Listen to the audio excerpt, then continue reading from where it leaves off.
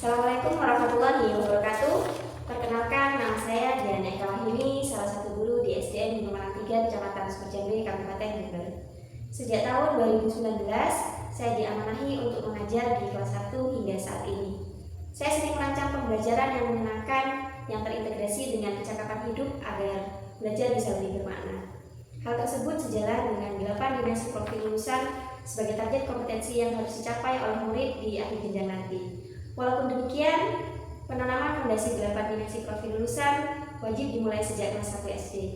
Seperti program ABCD yang biasanya saya lakukan di sekolah saya, yaitu Aku Bisa Cakap Diri yang terintegrasi dengan permainan-permainan era 90-an yang menjadi ciri khas sebagai anak pedesaan. SDN Gunung Malang 3 adalah salah satu sekolah dasar di Kecamatan Sumerjambe yang letaknya tergolong berada di pedesaan dalam. Tepatnya berada di Dusun Ajung Babi, Desa Gunung Malang, Kecamatan Sumerjambe. Akses jalan menuju ke SDN Gunung Malang 3 tergolong mudah sulit. Hal tersebut dikarenakan sejak tahun 2026 ini, jalan menuju Dusun Ajung Babi mendapatkan perbaikan dari Pemkab Jember. Setelah melewati kantor desa Gunung Malang, jalan menuju SDN Gunung Malang 3 mulai disuguhi dengan pemandangan yang begitu indah. Gunung, sungai, dan sawah-sawah sangat menyegarkan mata. Hijaunya dedaunan dan semilir angin menambah kesejukan di pagi yang cerah. Inilah jalan yang baru saja mendapatkan perbaikan dari Pemkab Jember. Benar-benar bermanfaat bagi kami yang setiap hari melewati jalan ini. Awalnya jalan ini adalah jalan tanah dan penuh dengan bebatuan besar. Hanya sekitar 500 meter mendekati sekolah yang tersisa jalan tanah dan bebatuan. Tapi menurut saya hal tersebut sudah sangat harus disyukuri dibandingkan dengan akses awal menuju SDN Gunung Malang 3 yang penuh dengan bebatuan dan jalanan yang banjir ketika musim hujan. Ketika musim hujan, apalagi ketika hujan deras disertai angin kencang, kami yang melewati jalanan ini harus ekstra hati-hati, karena pernah terjadi pohon tumbang dan juga longsor. Nah, ini dia tampilan SDN Gunung Malang 3 yang saat ini sudah mulai banyak perubahan. Kami sudah memiliki gerbang dan bagian depan sekolah sudah mulai dipaving. Di awal tahun 2026, sekolah kami mulai melakukan pemasangan paving sedikit demi sedikit di bagian halaman depan lingkungan sekolah, beserta dengan renovasi papan nama sekolah yang didesain lebih baik dari sebelumnya. Sedangkan, untuk halaman yang lain masih berhalaman tanah. Namun, hal tersebut menjadi tantangan bagi saya dan teman-teman guru yang ada di SDN Gunung Malang 3 untuk bisa memanfaatkan lingkungan SDN Gunung Malang 3 yang masih sangat asri agar bisa mendukung proses pembelajaran. Untuk keadaan jumlah murid, total untuk tahun ini di SDN Gunung Malang 3 adalah sebanyak 71 murid. Setiap tahunnya jumlah murid di SDN Gunung Malang 3 memang tidak sampai 100 murid. Hal itu dikarenakan jumlah warga yang berada di Dusun Ajung Babi memang sedikit. Tantangan yang sering dihadapi oleh SD seperti kami adalah kurangnya minat murid untuk masuk sekolah. Hal tersebut erat kaitannya dengan minat belajar yang kurang akibat pembelajaran yang kurang variatif dan hanya dilakukan di dalam kelas saja. Oleh karena itu, saya sering merancang pembelajaran yang bisa menarik perhatian murid-murid untuk bisa masuk setiap hari. Sebagai salah satu contoh, inilah kegiatan ABCD melalui permainan-permainan di era 90-an yang saya lakukan di SDN Gunung Malang 3, khususnya kelas 1. Namun, meskipun kecakapan tersebut saya integrasikan dalam pembelajaran melalui permainan zaman dulu, murid-murid tetap saya kenalkan dengan teknologi digital yang ada. Apalagi dengan adanya papan interaktif digital, murid-murid terlihat sangat antusias memadukan kecanggihan teknologi dengan tidak meninggalkan permainan-permainan tradisional khas anak-anak pedesaan. Sesuai dengan pembelajaran mendalam, peran guru adalah sebagai fasilitator yang merancang pengalaman belajar bermakna, memantik pertanyaan kritis, dan membimbing murid menemukan pengetahuan. Setelah menyimak video dan penjelasan guru tentang jenis-jenis uang, guru memberikan pemahaman dan kesadaran pentingnya mengenal jenis uang dan cara penggunaannya. Kemudian kegiatan berikutnya adalah di luar kelas. Inilah bagian paling seru dalam pembelajaran mendalam. Intinya, anak-anak harus merasa gembira. Dan bukan hanya murid-murid saja yang merasa gembira. Saya pun sebagai guru merasa senang, semangat, dan tidak ada beban dalam mengajar. Saya merasa mendapatkan bonus dalam mengajar, yaitu bisa mengenang dan mengenalkan permainan zaman dulu kepada anak-anak. Bahagianya seorang guru juga ketika melihat murid senang sekaligus tujuan pembelajaran bisa tercapai dengan baik. Mereka paham, sadar, dan bisa menerapkan apa yang mereka pelajari nantinya di kehidupan bermasyarakat. Lek, malele, menapagin, malay sate udang di dunia sana.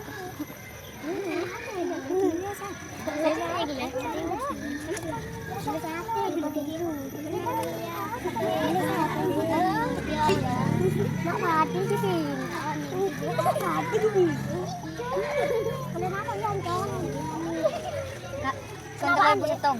Tinuan naman.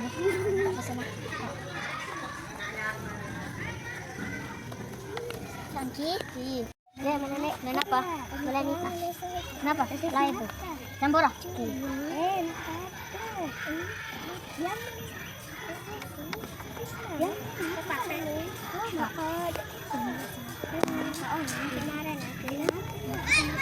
Hari ini aku membuat kursi sama meja dari kardus bekas.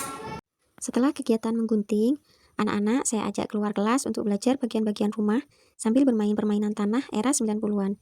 Mereka jadi paham betul tata letak ruangan di dalam rumah. Tok tok tok. Assalamualaikum.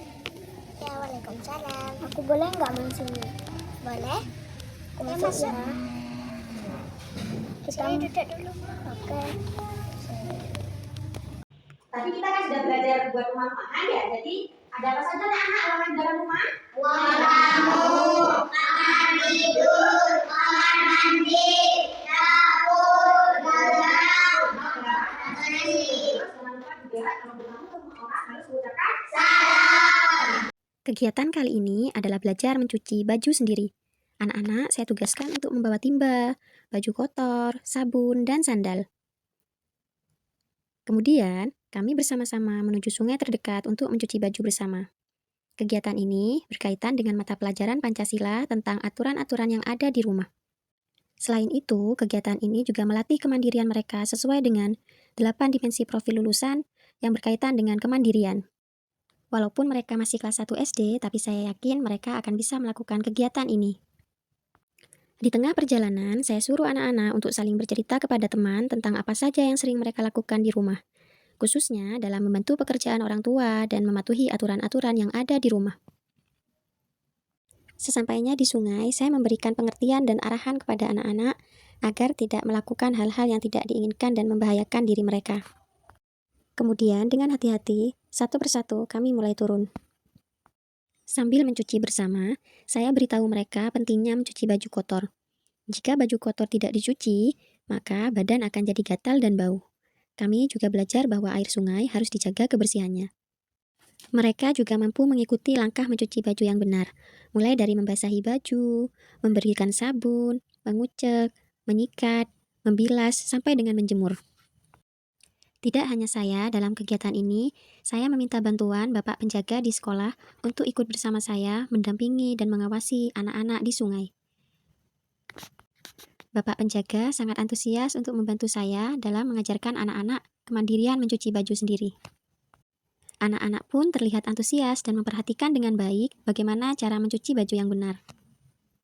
Saya sangat bersyukur karena di SDN Gunung Malang 3 memiliki penjaga yang benar-benar aktif ikut serta membantu dan menyukseskan kegiatan-kegiatan positif yang saya dan rekan-rekan saya lakukan.